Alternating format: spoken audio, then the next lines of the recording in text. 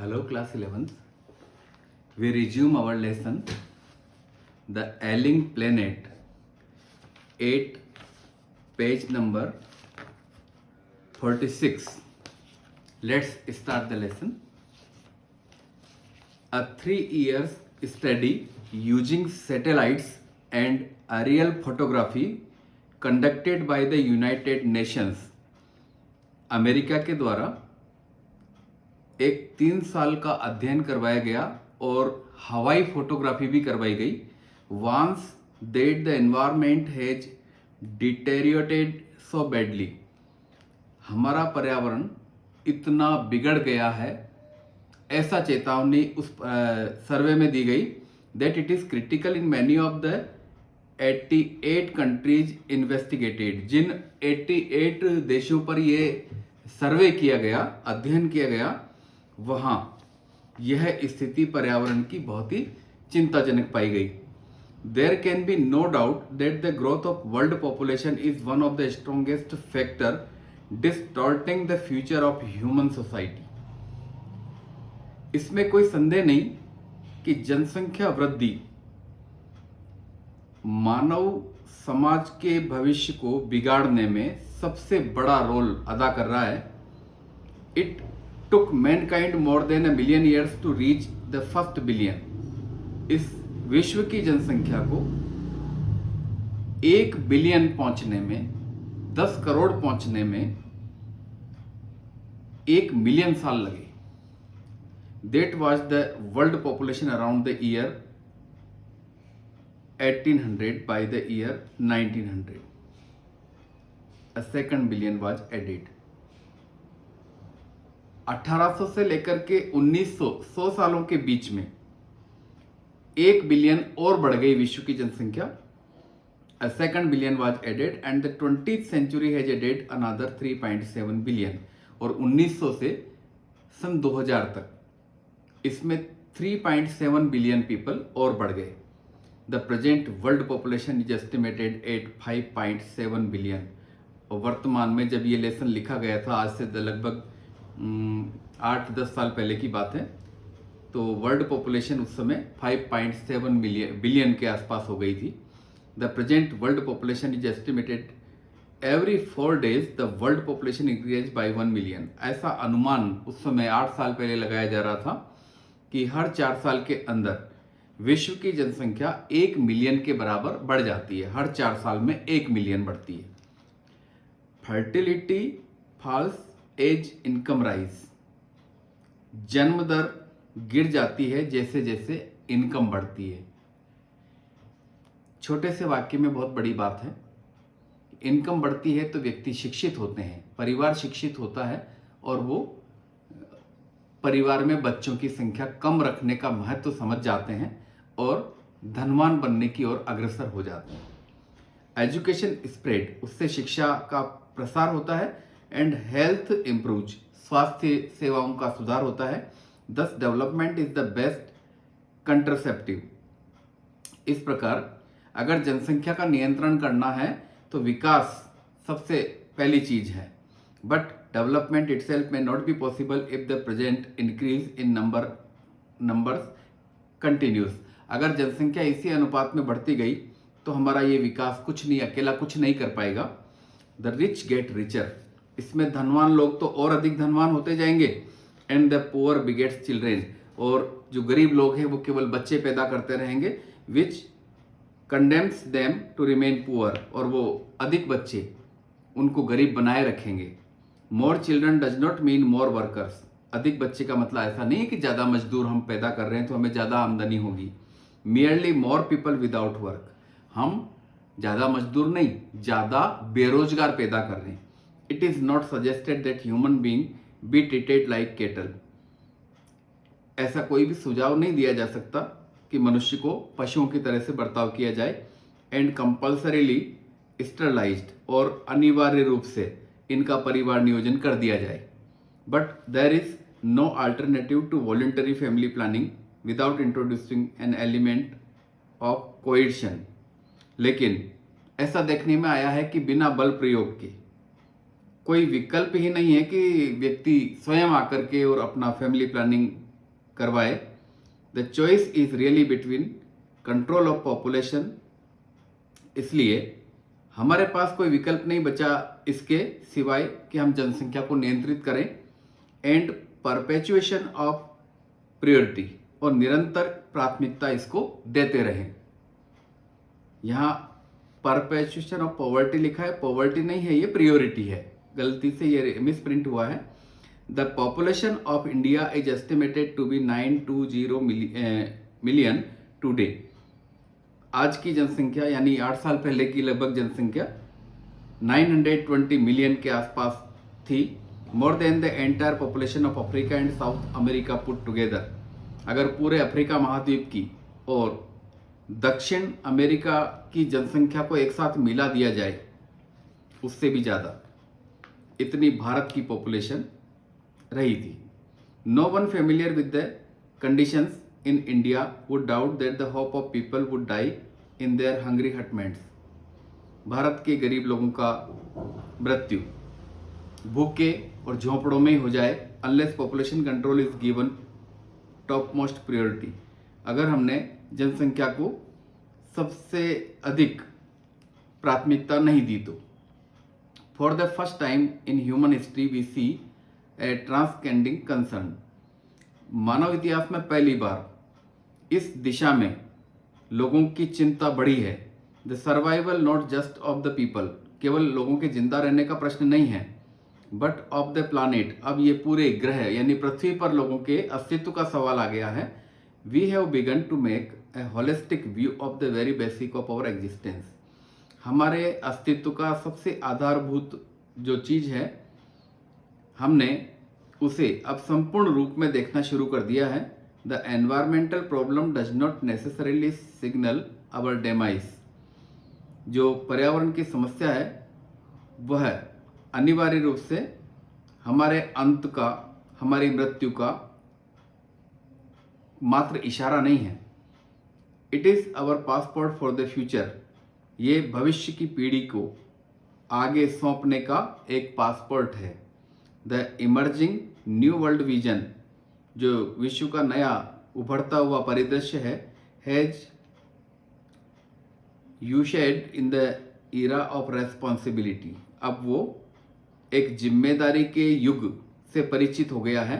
It is a holistic view, और ये एक कंप्लीट दृष्टिकोण है। एन इकोलॉजिकल व्यू, एक पारिस्थितिकी दृष्टिकोण है। Seeing the world as an integrated whole, हम इस दुनिया को एक संगठित रूप में देखें, rather than a dissociated collection of parts, बजाय इसके कि हम इसको पृथक पृथक रूप में अलग अलग अंगों के रूप में देखें।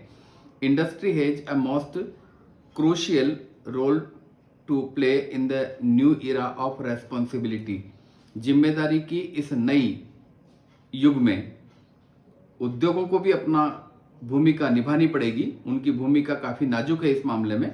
What a transformation would be effect if more businessmen shared the view of the chairman of DuPont, Mr.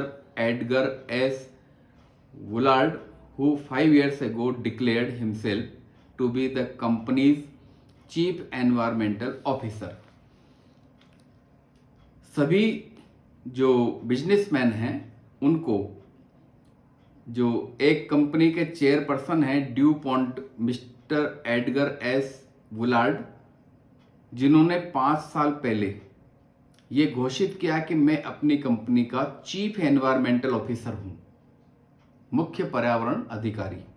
He said our continued existence as a leading manufacturer requires that we excel in environmental performance, कि हमारा जो लगातार अस्तित्व तभी बना रह सकेगा एक उत्पादक के रूप में जब हम पर्यावरण की सुरक्षा की तरफ उत्कृष्ट प्रदर्शन करें।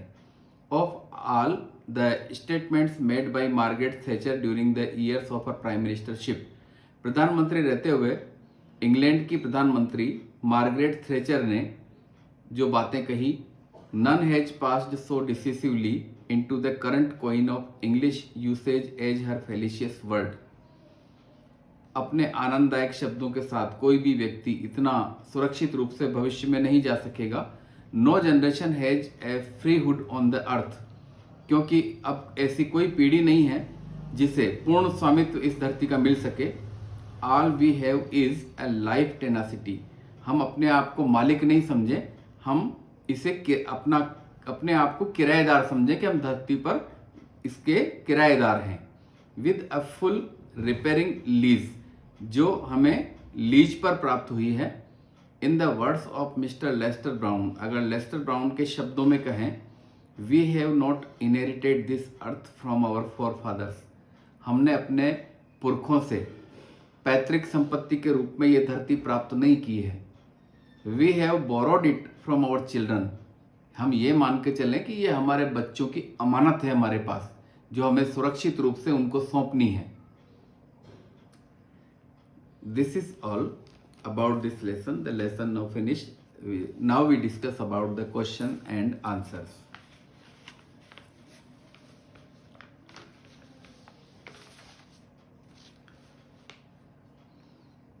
Question number first, we will discuss about some important short answer questions and one or two long answer questions. What does the notice the world's most dangerous animal ate a cage in the zoo at Lusaka, Zambia signify? Zambia के Lusaka शहर में पिंजरे के ऊपर जो notice लिखा हुआ है, the world's most dangerous animal, दुनिया का सबसे खतरनाक जानवर, इससे क्या अभिप्राय है? It signifies that man is solely responsible for all the deterioration in environment, पर्यावरण को बिगाड़ने का एकमात्र उत्तरदायी व्यक्ति है मनुष्य। And depletion of natural resources, और इसी ने प्राकृतिक संसाधनों का शोषण किया है, उनको समाप्त किया है। Thus man is the world's most dangerous animal, इसलिए मनुष्य को सबसे खतरनाक जानवर बताया है। Question 2, how are the earth's principal biological system being depleted, जो पृथ्वी का सैद्धांतिक एक जैविक प्रणाली है वो कैसे नष्ट हुई है? बाई एक्सेसिव यूज, इनका अत्यधिक प्रयोग करने से। Overfishing is quite common, जरूरत से ज़्यादा मछलियां मारना। Forest are being cut to obtain firewood for cooking, पकाने के लिए, जलाऊ लकड़ी के लिए जंगलों को काटना। Grasslands are turning into barren wastelands, हमारे घास के मैदान बंजर बनते जा रहे हैं। And croplands are deteriorating as their productivity has been impaired, हमारे जो फसलों के खेत हैं उनकी उत्पादकता, उपजाऊपन कम हो गया है। Question number 3, why does the author agree that the growth of world population is one of the strongest factor distorting the future of human society? लेखक इस बात पे सहमत क्यों हो जाता है कि जनसंख्या वृद्धि ही एकमात्र सबसे बड़ा कारण है जो आने वाले मानव समाज के भविष्य के लिए खतरा है? Due to excessive human claims these reach an unsustainable level, अत्यधिक मानव के इनका प्रयोग करने के कारण, या यूं कह सकते हैं कि अत्यधिक जनसंख्या वृद्धि के कारण यह ऐसी स्थिति में पहुंच चुका है where their productivity is damaged, जहां उनकी उत्पादकता समाप्त हो गई है, नष्ट हो गई है। इंक्रीजिंग पॉपुलेशन ब्रिंग्स हंगर, क्योंकि जनसंख्या वृद्धि से भुखमरी आती है, पॉवर्टी गरीबी आती है, एंड अनएम्प्लॉयमेंट और बेरोजगारी आती है। Question number 4, how have human being shifted their perceptions, मानव का विचार किस तरह से परिवर्तित हो गया है आज के संदर्भ में? We have shifted our perceptions for mechanism view to a holistic, हम जो पहले मैकेनिकल व्यू में अलग अलग पार्ट के रूप में सोचते थे, अब होलिस्टिक, अब संपूर्ण रूप में सोचते हैं। एंड इकोलॉजिकल व्यू, और पारिस्थिति के रूप में, पर्यावरण के रूप में सोचते हैं। Now we regard the earth as a living organism, अब हम धरती को एक जीवित प्राणी मानते हैं। It is an enormous being ये एक विशाल चीज है, and we are its part, और हम इसके अंग हैं। It has its own metabolism, धरती का अपना पाचन तंत्र है। नीड्स एंड विटल प्रोसेस, और इसमें एक शक्तिशाली क्रिया विधि है। We must respect and preserve them, और हमें उनका आदर करना चाहिए और उनकी रक्षा करना चाहिए। Next question, what is the state of earth today, आज धरती की स्थिति क्या है। How should we act now, अब हमें क्या काम करना चाहिए। Today the earth is a patient, आज की धरती एक मरीज की तरह से है।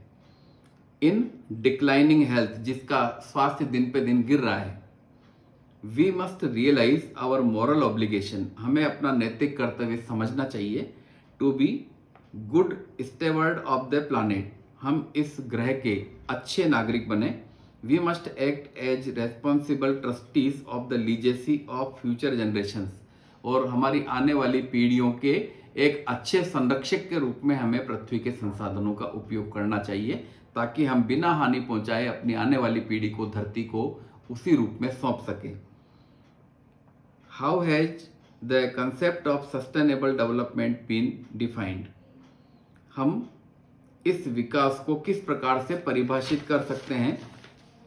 Sustainable development has been defined as the development that meets the need of present without putting in danger the ability of future generations to meet their needs। हमें इस तरह से विकास करना है और वस्तुओं का उपयोग करना है जिससे वर्तमान की हमारी आवश्यकताएं भी पूरी हो जाए और आने वाली पीढ़ी को उनकी आवश्यकताएं पूरी करने लायक हम कैपेसिटी छोड़ करके जाएं। Who is the world's most dangerous animal, दुनिया का सबसे खतरनाक जानवर कौन है। And what has he learned, और उसने क्या सीखा है। Man is the most dangerous animal of the world, मनुष्य ही सबसे खतरनाक जानवर है दुनिया का। He has learned a new awareness, उसने एक नई जागरूकता सीखी है। He has acted wisely, अब वो बुद्धिमानी से काम कर रहा है। He has shifted from the system of domination to one based on partnership, अब वो एकाधिकार से हट करके और सभी को सामूहिक रूप से यूज करने की तरफ आगे बढ़ रहा है। What do you think know about the earth biological system and their functions, पृथ्वी का ये जैव तंत्र के बारे में और उसकी कार्यप्रणाली के बारे में आप क्या समझते हैं। The earth has 4 principal biological systems, धरती के 4 जैविक प्रणालियां हैं। दीज आर फिशरीज, पहली तो है जो समुद्र में रहने वाली मछलियां, दूसरा है फॉरेस्ट, तीसरी चीज है ग्रासलैंड और चौथी है croplands. They form the basic of the world's economic system, ये 4 चीजें दुनिया की आर्थिक प्रणाली को जन्म देती है। They supply us food and raw material for industry, ये हमें खाना और हमारी उद्योगों के लिए कच्चा माल देते हैं। What is the state of earth biological system now and why, वर्तमान में हमारी जैविक सिस्टम क्या है और ऐसा क्यों है ये।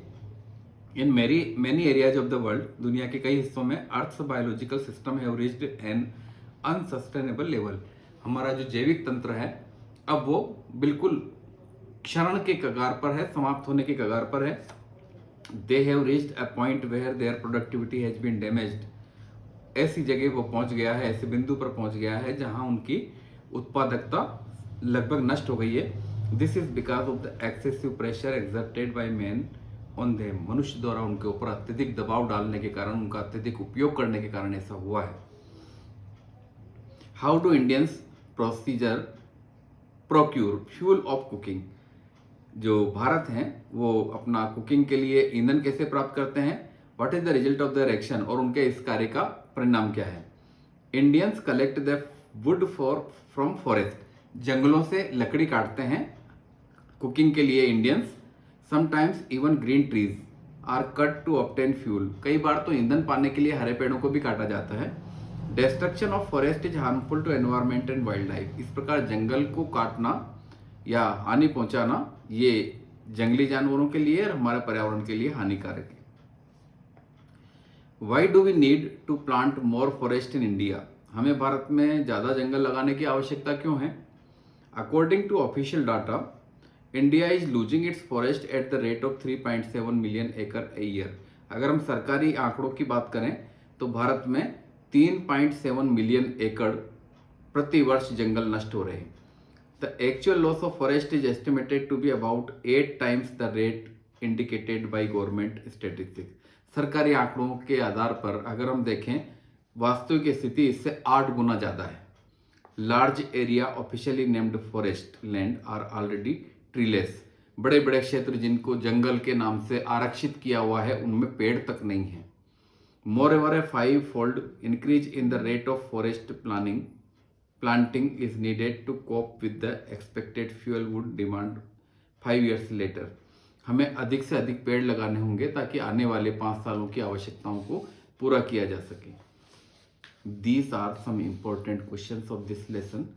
I want you to take a screenshot of these questions and learn them by heart. Be ready for the screenshot.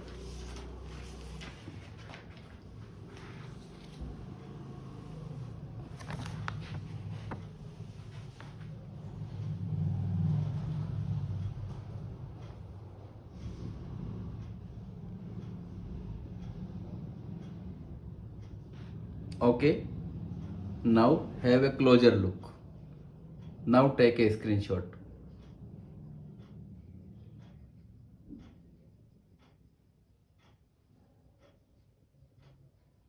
Okay, take another screenshot.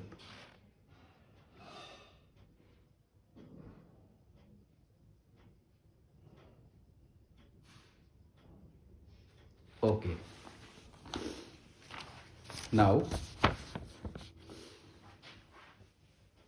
take a screenshot of this page also.